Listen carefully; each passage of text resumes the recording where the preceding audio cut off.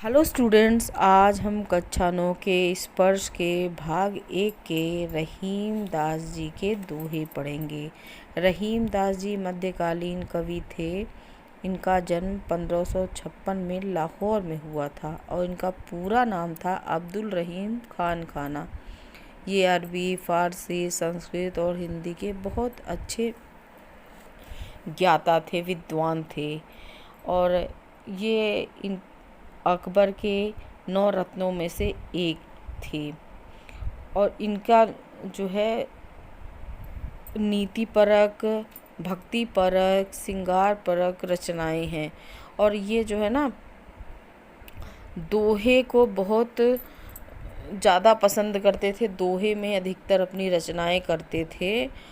और दोहे में दोहा बहुत छोटा पद होता है, लेकिन उसमें बहुत बड़ी बात आसानी से कह देते थे। ये तो छोटे ही पदों में बड़ी बड़ी बातें कह देने की ये जो इनके अंदर असाधारण कला थी। कहते हैं ना, गागर में सागर भरना।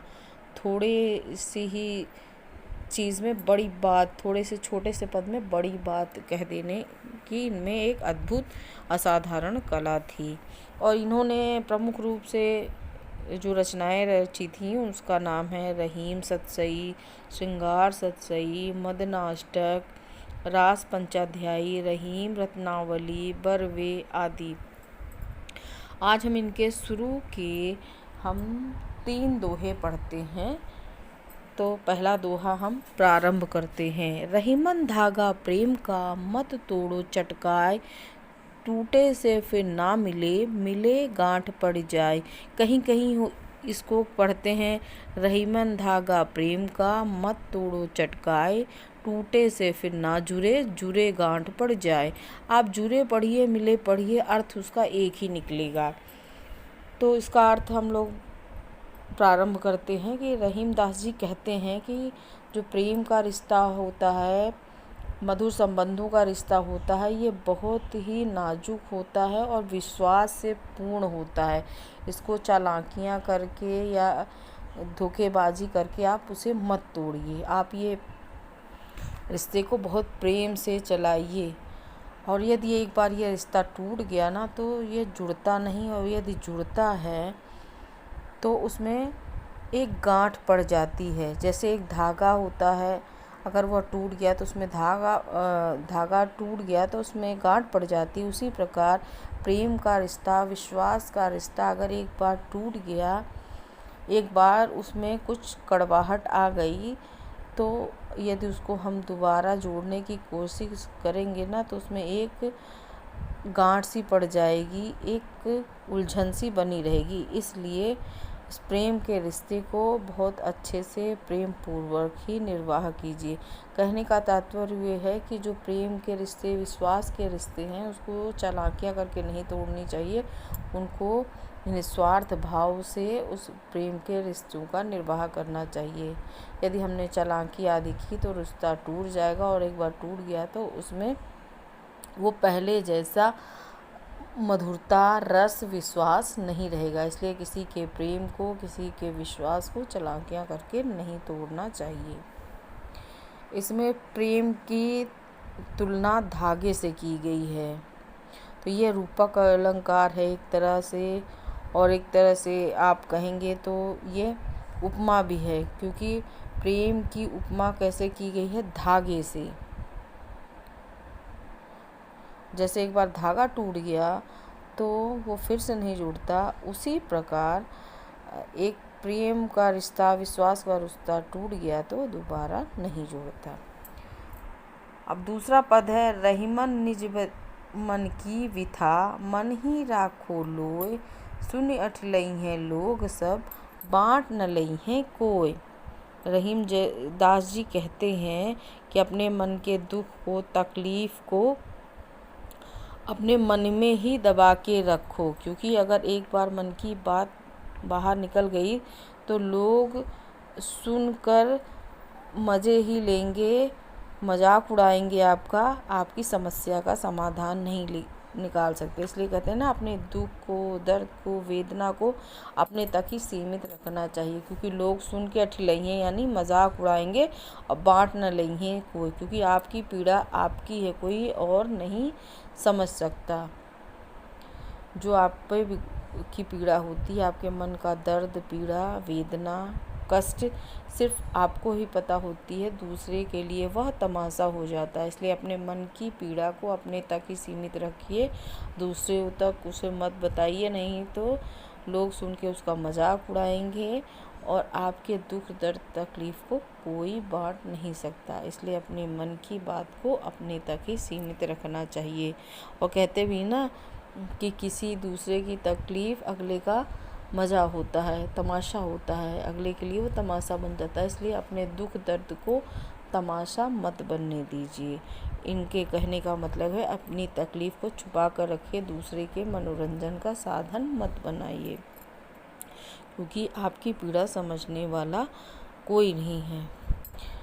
इसके बाद ये कहते हैं, एक ही साधे सब सधे, सब साधे सब जाय, रहीमन मूलहि सींचिए, फूले फले अघाय।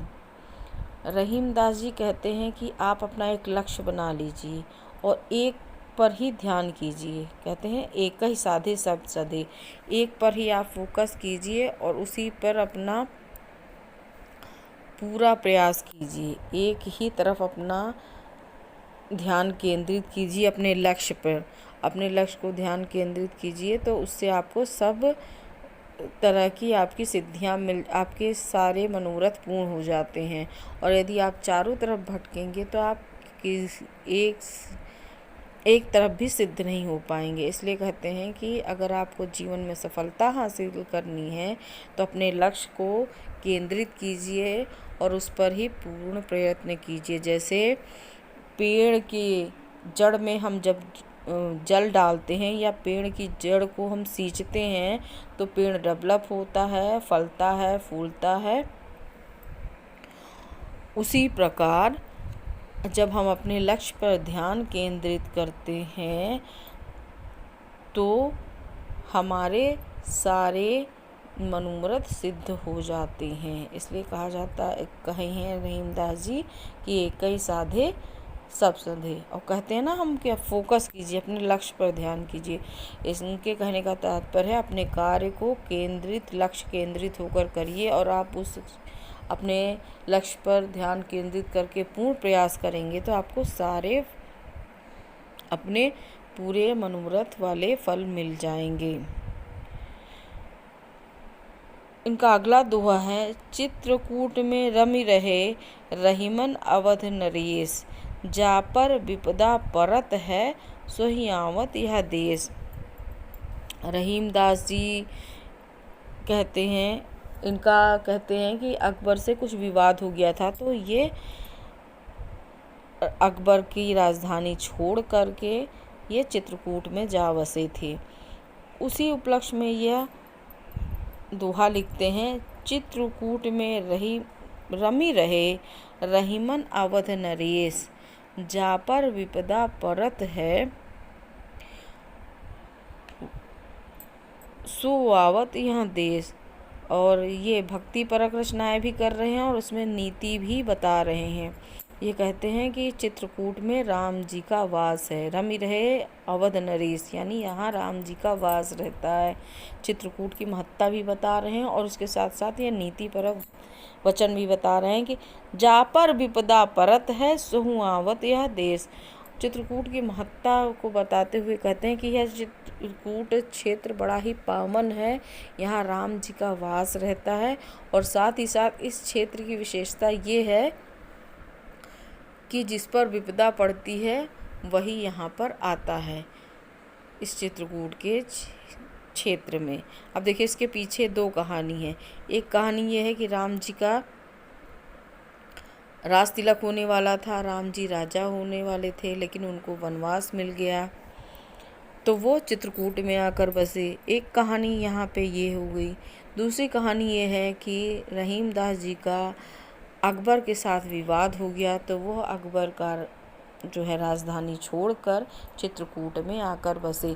तो एक छोटे से दोहे में उन्होंने दो दो कहानियाँ बता दी और ये भी बता दिया कि जिस पर संकट आता है वो इस परम पुनीत क्षेत्र में आकर बसता है, और यह क्षेत्र ऐसा है जिसमें राम जी का वास है। और कहते हैं आज भी राम जी वहाँ वास करते हैं, और प्रत्येक सोमवती अमावस्या में किसी न किसी रूप में आकर अपने अनन्य भक्तों को दर्शन देते हैं, क्योंकि देवता तो अजर अमर हैं, भाव से पूजेंगे तो भगवान मिलेंगे ही। आज तक के लिए इतना ही। अगले लेसन में हम फिर मिलेंगे और बाकी दोहों को पढ़ेंगे।